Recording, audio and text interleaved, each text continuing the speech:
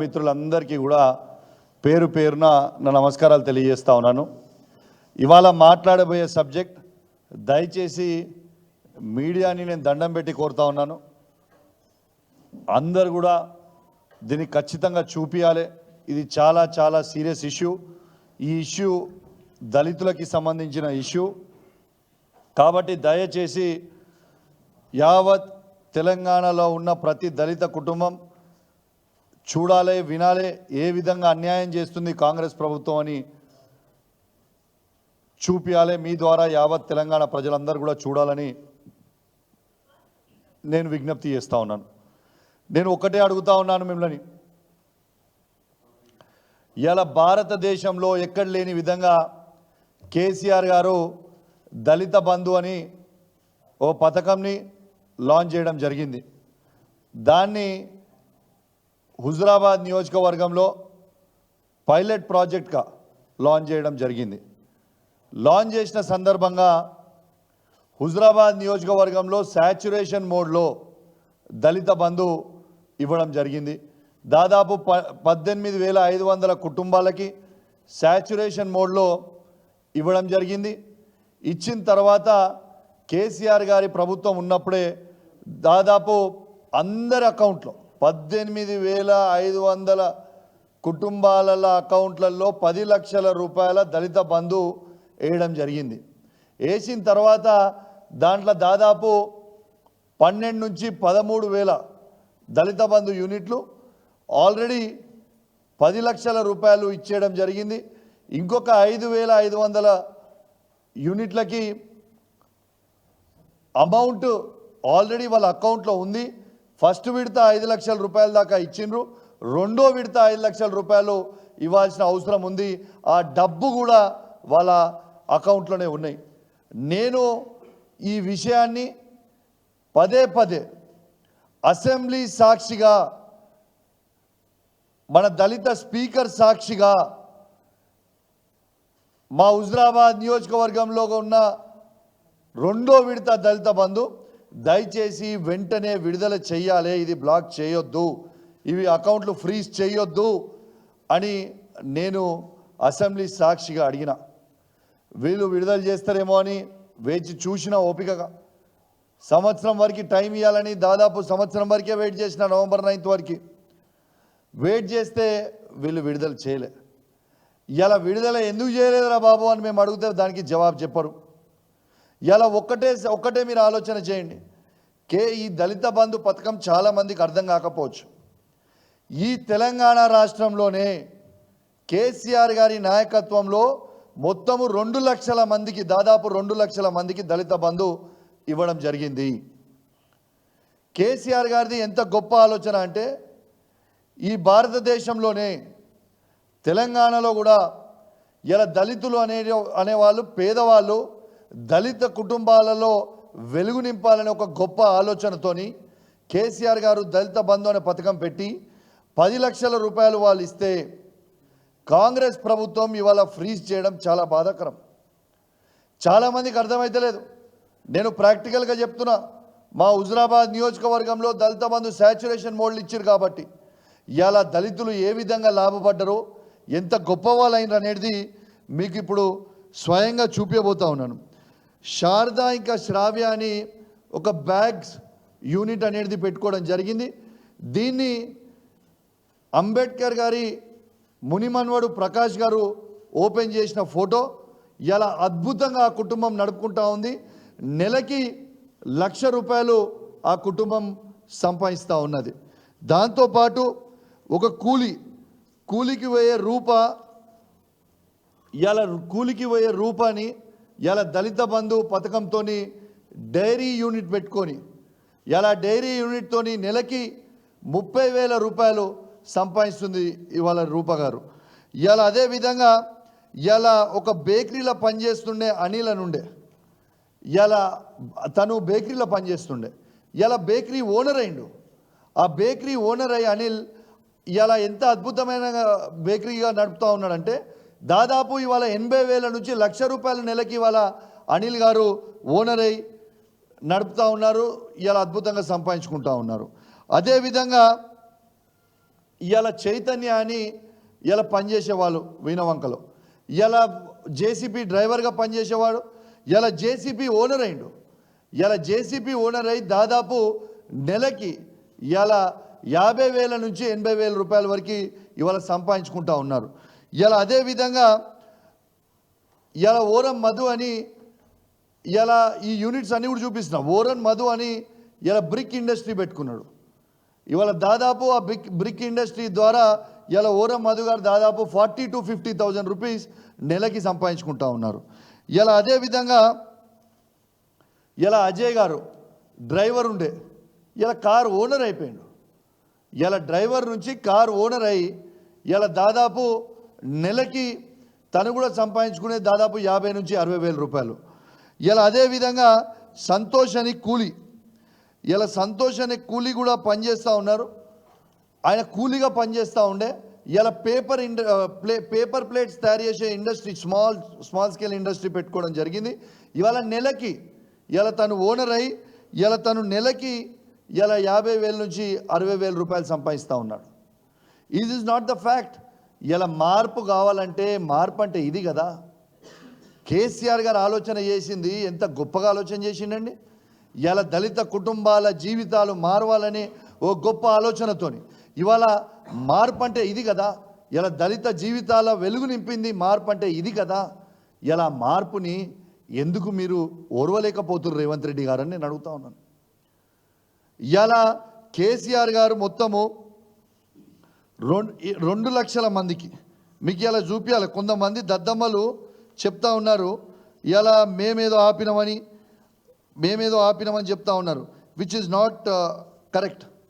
ఇలా కొందరు దద్దమ్మలు చెప్తున్నారు, చేతగాని దద్దమ్మలు కేసీఆర్ గారు ఇచ్చిన డబ్బుని కూడా ఇంప్లిమెంట్ వాళ్ళకి ఇప్పించే చేతగాని దద్దమ్మలు కొందరు చెప్తా ఉన్నారు. హుజురాబాద్ నియోజకవర్గంలో దళిత బంధు నేను ఆపిన అని చెప్తున్నారు. ఆ చేతగాని దద్దమ్మలకు చెప్తా ఉన్నాను, ఈ ఆపిన దద్దమ్మ ఎవరు? రేవంత్ రెడ్డి గారు కాదా? ఇవ్వండి స్వయంగా ఇలా మీడియా సాక్షిగా చెప్తా ఉన్నాను. రేవంత్ రెడ్డి గారు ఎస్సీ కార్పొరేషన్ నుంచి ఎండి గారు కరుణాకర్ గారి దగ్గర నుంచి 33 జిల్లాలు దళిత బంధు ఆపండి అని ఆర్డర్ ఇచ్చింది. ఇది రేవంత్ రెడ్డి గారి ప్రభుత్వం ఇచ్చిన ఆర్డర్ కాపీ. మరి ఇలా ఆపిన దద్దమ్మ ఎవరు? రేవంత్ రెడ్డి గారు కాదా? ఇలా 2 లక్షల మందికి 2 లక్షల కుటుంబాలకి వెలుగు నింపాలని ఒక గొప్ప ఆలోచనతోని కేసీఆర్ గారు దళిత బంధు పథకం ఇస్తే ఇలా వాళ్ళకి దళిత బంధు పథకం ఇవ్వద్దు, ఫ్రీజ్ చేయాలి అకౌంట్లని ఆర్డర్ ఇచ్చింది రేవంత్ రెడ్డి గారు ప్రభుత్వమా కాదా? దీనికి జవాబు చెప్పండి. ఇది ఎస్సీ కార్పొరేషన్ నుంచి విడుదలైన ఆర్డర్ కాపీ. ఇలా ఎందుకు మీకు దళితులు బాగుపడతారంటే మీ కడుపు ఎందుకు మంటలేస్తుందని నేను అడుగుతా ఉన్నాను. ఇలా 2 లక్షల కుటుంబాలు ఇలా అద్భుతంగా ఇలా బాగుపడే మీకు చూపించిన స్కీమ్స్తోని ఇంతకుముందు అద్భుతంగా బాగుపడుతుండే. మీరు ఎందుకు దాన్ని ఆపినరని నేను అడుగుతా ఉన్నాను. దీనికి జవాబు చెప్పండి. ఇలా కేసీఆర్ గారు ఎంత గొప్ప ఆలోచనలు ఉండే అనుకుంటా. ఇలా దాదాపు మన తెలంగాణలో నాకు తెలిసి 17 లక్షల దళిత కుటుంబాలు ఉంటాయి. ఈ 17 లక్షల దళిత కుటుంబాల కోసం సంవత్సరానికి మొన్న కేసీఆర్ గారు స్టార్ట్ చేసింది 17,000 కోట్ల రూపాయల దళిత బంధు. అది 10 సంవత్సరాల లోపల ఓ స్పాన్ ఆఫ్ 10 ఇయర్స్లో ప్రతి దళిత కుటుంబానికి 10 లక్షల రూపాయల ఆర్థిక సాయం చేయాలని ఒక గొప్ప సంకల్పంతో కేసీఆర్ గారు చేసిన పథకాన్ని మీరు ఎట్లా ఆపిరని నేను అడుగుతా ఉన్నాను. ఇలా మీరే కదా మీ మేనిఫెస్టోలో ఈ రేవంత్ రెడ్డి గారి ప్రభుత్వం, ఈ కాంగ్రెస్ పార్టీ ప్రభుత్వమే కదా కేసీఆర్ గారు దళిత బంధుకు 10 లక్షలు ఇస్తే మేము 12 లక్షలు ఇస్తామని చెప్పింది ఈ రేవంత్ రెడ్డి గారి ప్రభుత్వం కాదా? నేను దయచేసి కోరుతా ఉన్నాను, రేవంత్ రెడ్డి గారు మీరు చెప్పిన అన్ని అబద్ధాలుగా మిగిలిపోకండి. ఇలా ఒక దళిత ద్రోహిగా మీరు మిగిలిపోయే ప్రమాదం ఉంది. ఇలా 2 లక్షల కుటుంబాలకి ఆల్రెడీ దళిత బంధు ఇచ్చిన కుటుంబాలని మీరు ఫ్రీజ్ చేసి ఆపుతారు. మీరు ఇస్తాన 12 లక్షలు ఎందుకు ఇస్తలేరని నేను అడుగుతా ఉన్నాను. ఇలా నా హుజురాబాద్ నియోజకవర్గంలో కూడా మొత్తం 18,500 కుటుంబాలకి మీరు ఖచ్చితంగా 12 లక్షలు ఇవ్వాల్సిందే. ఇప్పుడు మేము ఇచ్చిన 10 లక్షలు కాకుండా ఇంకా అదనపు 2 లక్షలు కూడా మా హుజురాబాద్ నియోజకవర్గంలో మీరు ఇవ్వాలని నేను డిమాండ్ చేస్తూ ఉన్నాను. యావత్ తెలంగాణలో ఉన్న 119 నియోజకవర్గాలలో ప్రతి దళితుని అకౌంట్లో మీరు 12 లక్షల రూపాయలు వెయ్యాలని ఆ దళితుల పక్షాన నేను డిమాండ్ చేస్తూ ఉన్నాను. మీ మాట నేను గుర్తు చేస్తూ ఉన్నాను. ఆ మాటను మీ మాట మీరు ఎందుకు నిలబెట్టుకుంటలేరని నేను అడుగుతూ ఉన్నాను. ఇలా దాంతో ఇలా ఏం చేస్తారు వీళ్ళు, మీకు ఒకసారి ఇవన్నీ చూపిస్తా. మీడియా ద్వారా ఎన్నిసార్లు వీళ్ళు అడిగినరో మీరు ఒక్కసారి చూడొచ్చు. ఇగోండి ఒక్క సెకండ్, అది ఏంటి, అది కూడా ఏంటి, ఇది ఎంత టూ మచ్ అంటే వీళ్ళది ఇలా వీళ్ళు ఎంత టూ మచ్ చేస్తూ ఉన్నారంటే ఇలా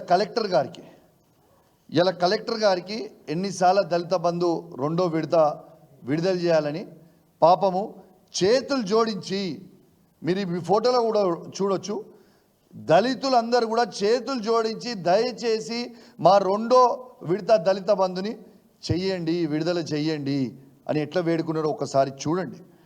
అదేవిధంగా మా జిల్లా మంత్రి పొన్నం ప్రభాకర్ గారి దగ్గరికి పోయి మోకాల మీద నిలబడి, ఒక దళిత బిడ్డ మోకాల మీద నిలబడి దయచేసి మా దళిత బంధు విడుదల చేయండి అని చెప్పి మీకు వారికి వినతి పత్రం 8 సార్లు ఇచ్చారు ఇప్పటికీ అని కూడా మీ అందరు కూడా తెలియజేస్తూ ఉన్నాను. అదేవిధంగా ఇలా శ్రీధర్ బాబు గారికి కూడా ఇలా మా జిల్లా మంత్రులైన పొన్నం ప్రభాకర్ గారు, శ్రీధర్ బాబు గారు, ఉమ్మడి కరీంనగర్ జిల్లాకి ఉన్న ఈ ఇద్దరు మంత్రులకి కూడా ఇచ్చిన ఫోటోలు మీకు చూపిస్తూ ఉన్నాను. వీళ్ళు స్పందించిన తీరు ఏంటంటే కేసీఆర్ గారు ఇచ్చిన పథకాలు మేము ఇయ్యం, ఏం చేసుకుంటారో చేసుకోపోరి అని చెప్పే తీరు ఇలా స్పందించిండ్రు. ఇలా రిసీవ్ కాపీస్ మీరు చూడొచ్చు. ఇలా కలెక్టరేట్లో పోయి కలెక్టర్ గారికి ఇచ్చిన రిసీవ్ కాపీస్ కూడా మీరు చూడొచ్చు ఎన్నిసార్లు ఇచ్చిర్రు.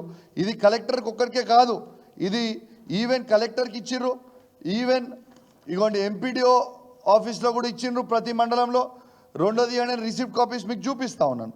ఇవన్నీ ఇచ్చిన తర్వాత మేము అడిగింది ఏంది, ఇవన్నీ ఇచ్చిన తర్వాత మీరు స్పందిస్తలేరు. స్పందించకుండా పాప మా పేద దళితులని ఇలా మబ్బపెట్టి ఆ దళితులను ఏం చేస్తారు, మీరు ఎమ్మెల్యే గారి ఇంటికి పోయి ధర్నా చేయండి, ఎమ్మెల్యే గారు ఆపిర్రు అని అబద్ధం చెప్పి వాళ్ళని మా దగ్గరకు పంపుతారు. మా దగ్గరకు వచ్చిన సరే మంచిది, నా దగ్గరకు వచ్చిన తర్వాత నేను చెప్పిన ఎస్ నా పూర్తి మద్దతు మీకు ఉంటుంది, ఖచ్చితంగా మీకోసం నేను పోరాటం చేస్తా, ఎట్టు పరిస్థితిలో దళిత బంధు 2వ విడత ఇచ్చేవారికి ప్రాణాలు అయినా మంచిదే, మీకు దళిత బంధు ఇచ్చేవారికి ఊకునే ప్రసక్తే లేదు అని నేను చెప్పినట్టే ఒక డేట్ పెట్టిన. వాళ్ళు వచ్చిన తర్వాత నేను ఆ రోజు లేకపోతే వాళ్ళకి ఫోన్లో మాట్లాడి చెప్పిన మీరు డేట్ పెట్టండి, నవంబర్ 9th రోజు నేను ఉంటా ఇంటి దగ్గర, మీరు రాండి, మీ అప్లికేషన్లు తీసుకొని రాండి అని నేను చెప్పిన. నేను రాండి అని చెప్పిన తర్వాత వచ్చిర్రు. వచ్చిన తర్వాత ఇలా ఆడికి వచ్చిన తర్వాత అన్న మేము అంబేద్కర్కి దండేస్తాం, దండేసి మేము ఆడ నిరసన తెలుపదలుచుకున్నాం, మీరు వస్తారా రారా అని నన్ను అడిగినారు. ఒక బాధ్యత కలిగే ఎమ్మెల్యేగా ఇలా హుజురాబాద్ నియోజకవర్గ ప్రజల సమస్యలు వచ్చినప్పుడు నేను రోడెక్కపోతే ఎట్లా, వాళ్ళు వచ్చి అడిగినప్పుడు ఎస్ నేను రోడెక్కిన, పోయినా, ఆడికి దగ్గరికి పోయినా, ఆడ ధర్నా చేసే క్రమంలో ఇలా ఎఫ్ఐఆర్ కేసులు బుక్ చేస్తారండి. ఇటు చూడండి, మహిళలని చూడకుండా దళితుల మీద దళిత బంధు ఇవ్వండి, మా డబ్బులు కేసీఆర్ గారు ఇచ్చిన డబ్బులు మా అకౌంట్లో ఉన్నాయి, అవి విడుదల చేయండి, మా డబ్బులు మావి విడుదల చేయండి అంటే ఇలా కేసులు బుక్ చేస్తూ ఉన్నారు. ఇలా మీరు దీంట్లో చూడొచ్చు, ఇలా కేసులు బుక్ చేసి మహిళలను కూడా చూడకుండా ఈడ ఉన్న ఊళ్ళకి దళితుల మీద కేసులు బుక్ చేసి, మహిళా దళితుల మీద కేసులు బుక్ చేసి అండ్ అదర్స్ అని పెట్టి ఇలా దాదాపు ఎంతమంది ఆడికి వచ్చిర్రో అంతమంది మహిళల మీద ఇవాళ కేసులు బుక్ చేయడం నేను తీవ్రంగా ఖండిస్తూ ఉన్నాను. ఒకటే ధర్నా మీద 2 ఎఫ్ఐఆర్లు పెడతారు, ఒకటే ధర్నా 2 ఎఫ్ఐఆర్ కాపీలు చేస్తారు, 2 ఎఫ్ఐఆర్ కాపీలు చేసి దళితులకి ఇలా ఎంత తీవ్రమైన అన్యాయం చేస్తూ ఉన్నారని చెప్పి నేను అడుగుతూ ఉన్నాను. ఇలా దళిత మహిళల మీద మీరు కేసులు ఎట్లా పెడతారు, ఇలా దళితుల మీద కేసులు ఎట్లా పెడతారు, వాళ్ళు చేసిన తప్పే ఏంటిది, ఇవాళ మా దళితుల మీద మీరు కేసులు ఎట్లా పెడతారు? మా మీద పెడతారా? పెట్టుకోండి, మాకేం అభ్యంతరం లేదు. మా పేద దళిత కుటుంబాల మీద వాళ్ళ మీద కేసులు ఎట్లా పెడతారు? మా పేద దళిత మహిళల మీద కేసులు ఎట్లా పెడతారు? మీరు జవాబు చెప్పాల్సిన అవసరం ఉన్నది రేవంత్ రెడ్డి గారు.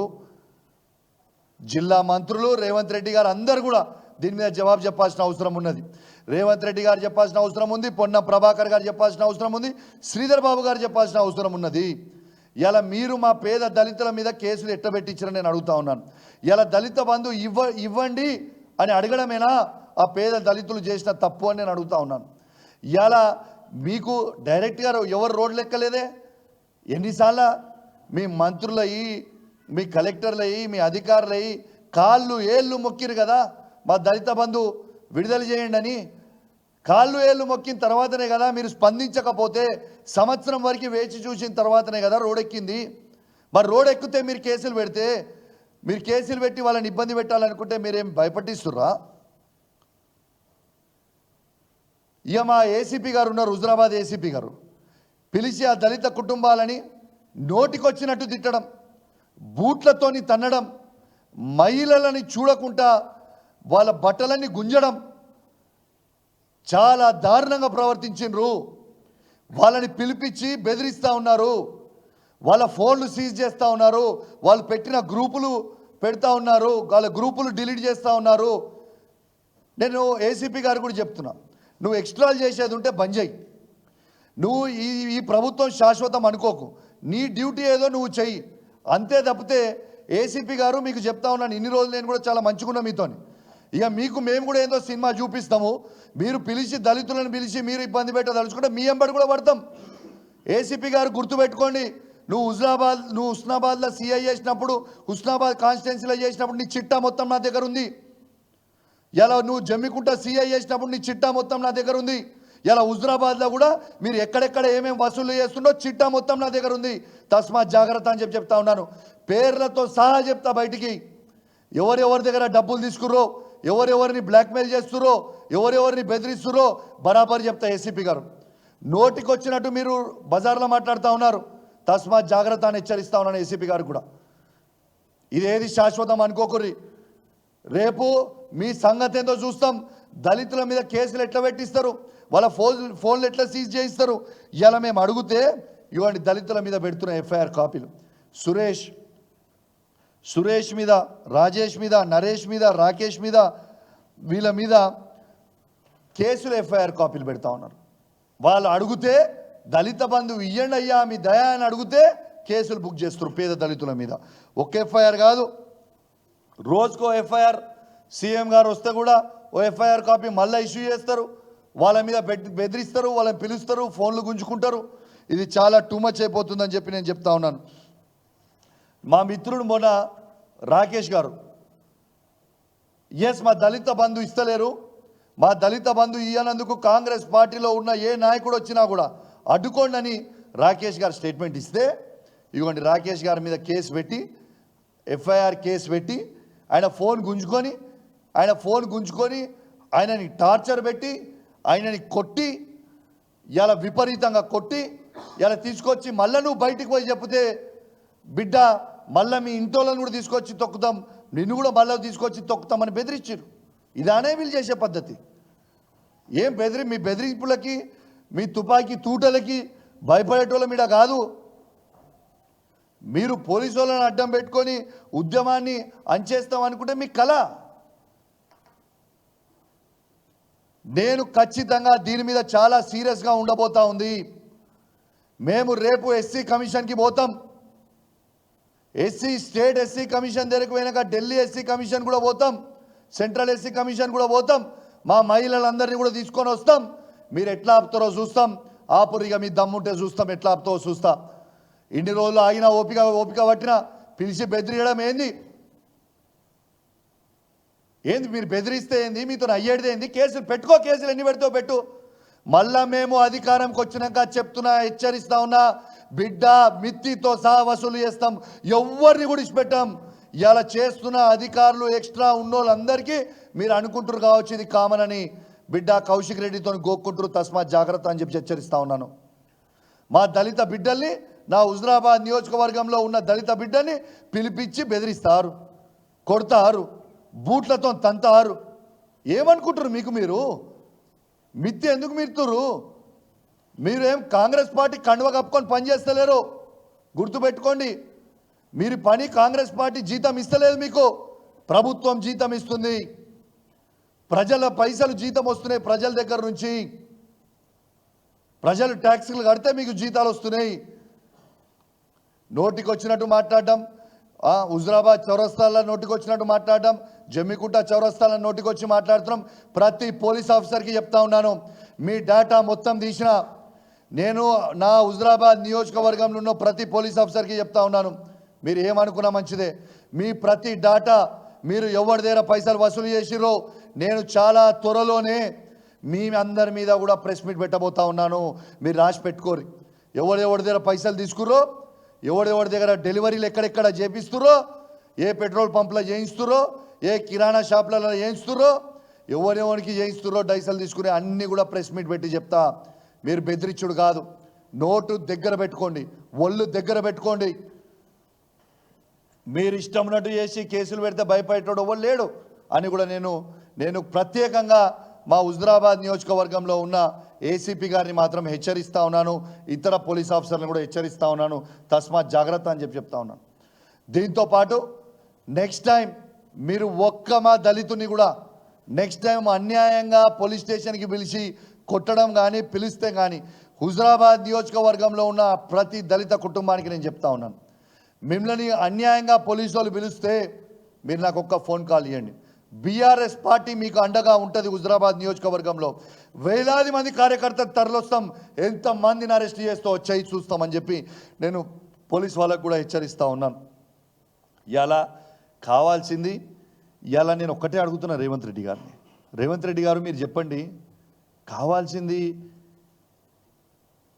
తెలంగాణలో మార్పు కదా, దళిత కుటుంబాలలో వెలుగు నింపాల్సింది కదా. ఇలా కేసీఆర్ గారు ఇచ్చిన 10 లక్షల రూపాయలతోని ఇలా దళిత కుటుంబాల జీవితాలలో వెలుగు నింపే కార్యక్రమం కేసీఆర్ గారు చేస్తే మీరు ఏం చేస్తుర్రు? ఇచ్చిన 2 లక్షల మందికి కూడా అకౌంట్లు ఫ్రీజ్ చేయమని చెప్పడం మీకు న్యాయమేనా అని నేను అడుగుతా ఉన్నాను రేవంత్ రెడ్డి గారిని. నేను యావత్ తెలంగాణలో ఉన్న దళిత వర్గాలను అడుగుతా ఉన్నాను, దళిత సంఘాలను అడుగుతా ఉన్నాను, మీరు ఎందుకు సప్పుడు చేయక ఊకుంటా ఉన్నారు? హుజరాబాద్లో ఇవాళ దళిత కుటుంబాల మీద, మీ అన్న దమ్ముల మీద, అక్క చెల్లెల మీద కేసులు పెడతా ఉంటే రాష్ట్ర వ్యాప్తంగా దళిత సంఘాలు ఎందుకు స్పందిస్తలేవని అడుగుతా ఉన్నాను. ఖచ్చితంగా 33 జిల్లాలలో ప్రతి దళిత సంఘం ఖచ్చితంగా స్పందించాలి దీని మీద. ఇలా కేసీఆర్ గారు ఇస్తా అన్న 10 లక్షలు దళిత బంధు 10 లక్షల రూపాయలది, కాంగ్రెస్ పార్టీ 12 లక్షల రూపాయలు దళిత బంధు ఇస్తా అన్నారు, ఎందుకు ఇయ్యరు అనేది ఇలా 33 జిల్లాలలో ఖచ్చితంగా స్పందించాలి, ప్రతి దళిత సంఘం స్పందించాలని నేను రిక్వెస్ట్ చేస్తూ ఉన్నాను. ఇలా హుజరాబాద్లో కేసులు కావచ్చు, రేపు మీ అందరి మీద కూడా అవుతాయి. రాష్ట్ర వ్యాప్తంగా నేను దయచేసి దండం పెట్టి చెప్తా ఉన్నాను, ప్రతి దళిత సంఘానికి, ప్రతి దళితునికి దండం పెట్టి చెప్తా ఉన్నాను, ఇలా కేసీఆర్ గారు ఇస్తా అన్న 10 లక్షల రూపాయలు ఎందుకు ఫ్రీజ్ చేసిండ్రు? మీకు ఆర్డర్ కాపీ మళ్ళొక్కసారి చూపిస్తా, మీకు కావాలంటే ఆ ఆర్డర్ కాపీ ఒక్కసారి జీతం ఆర్డర్ కాపీని మళ్ళొక్కసారి మీకు చూపిస్తా. ఇలా కేసీఆర్ గారు మళ్ళొక్కసారి తెలంగాణ ఉమ్మడి 10 జిల్లాలలో, కొత్త 33 జిల్లాలలో ప్రతి దళితుని ఆలోచించమని కోరుతా ఉన్నాను. కేసీఆర్ గారు 10 లక్షల రూపాయల దళిత బంధు మీకు ఇస్తే ఆ అకౌంట్లు ఫ్రీజ్ చేయమని చెప్పి ఇలా రేవంత్ రెడ్డి గారి ప్రభుత్వం మీరు ఫ్రీజ్ చేయమని చెప్పి ఇలా ఎస్సీ కార్పొరేషన్ ఎండి కరుణాకర్ గారితో 33 జిల్లాలకు ఆర్డర్ ఇప్పించిండ్రు. దీన్ని మీరు ప్రశ్నించాలా వద్దా ఒక్కసారి మీరు ఆలోచన చేయండి. ఇలా కేసీఆర్ గారు ఇస్తున్న 10 లక్షలు కాకుండా 12 లక్షలు కూడా ఎందుకు ఇస్తలేవు దళిత బంధు అనేది ప్రశ్నించాల్సిన సమయం తోడైంది. ఇది ఖచ్చితంగా మీరు అందరూ కూడా ప్రశ్నించాల్సిన అవసరం ఉన్నదని ఇలా ప్రతి దళితుని నేను అడుగుతా ఉన్నాను. ఇలా ఒక్కసారి ఆలోచన చేయండి, ఒక్కసారి మీరు ఆలోచన చేయండి. ప్రకాష్ అంబేద్కర్ గారు చేయండి. ఇలా మీరు కేసీఆర్ గారు ఇలా వాళ్ళ డిఫరెన్స్ చూడండి, ఇలా మీరు డిఫరెన్స్ చూడండి.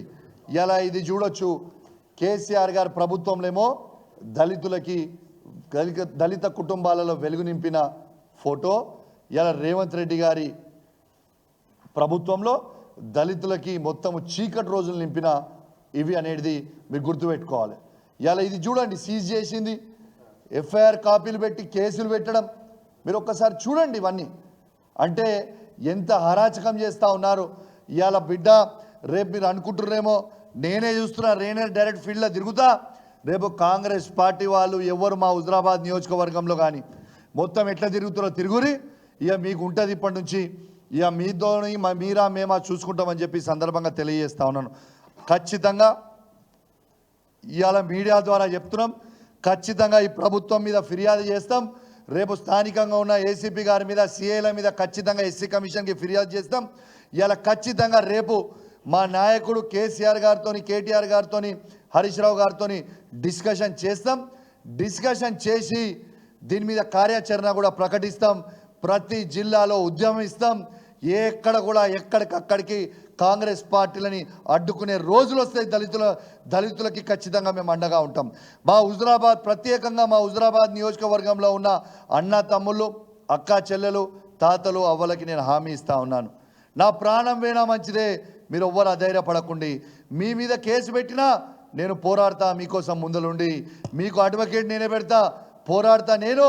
మీరు ఎవరు అధైర్యపడాల్సిన అవసరం లేదు. మీకు దళిత బంధు ఇచ్చే వరకు ఖచ్చితంగా కౌశిక్ అన్న మీ వెంట ఉంటాడు అని చెప్పి మా హుజరాబాద్ నియోజకవర్గంలో ఉన్న ప్రతి దళిత కుటుంబానికి మేము ఖచ్చితంగా బీఆర్ఎస్ పార్టీ పక్షాన కేసీఆర్ గారి నాయకత్వంలో అండగా నిలబడతామని చెప్పి ఖచ్చితంగా వాళ్ళందరూ కూడా హామీ ఇస్తూ ఉన్నాను. దాంతోపాటు ఇవాళ నేను ఒక్కరిని వచ్చింది కాదు, నాతో కూర్చున్న వాళ్ళందరూ కూడా వేదిక మీద ఎవరు ఆషామాషి ఉన్నవాళ్ళు కాదు. ఒకరు ఎస్సీ కార్పొరేషన్, మాజీ ఎస్సీ కార్పొరేషన్ చైర్మన్, ఒకరు ఎంపీపీ గారి భర్త, ఒకరు మాజీ మున్సిపల్ చైర్మన్, మాజీ సర్పంచ్లు, కౌన్సిలర్లు. ఇక్కడ ముందల ప్లేస్ లేదు కాబట్టి కూర్చున్నారు. ముందల బాధ్యతలు మొత్తం కూడా ముందల కూర్చురు. ఖచ్చితంగా బాధ్యతలు అందరినీ కూడా చాలా త్వరలోనే మా కేసీఆర్ గారితో ఆదేశాలు తీసుకొని వాళ్ళందరినీ కూడా తీసుకొచ్చి తెలంగాణ భవన్లో కూడా మీటింగ్ పెడతాం. ఖచ్చితంగా చేస్తాం. ఎవరిని కూడా ఇచ్చిపెట్టాం. వీళ్ళు ఎవరెవరైతే ఇవాళ ఎక్స్ట్రాలు చేస్తారో వాళ్ళందరికీ మాత్రం తీవ్రమైన పరిణామాలు ఎదుర్కొనే పరిస్థితి వస్తుందని చెప్పి సందర్భంగా తెలియజేస్తూ సెలవు తీసుకుంటా ఉన్నాను. జై తెలంగాణ, జై కేసీఆర్.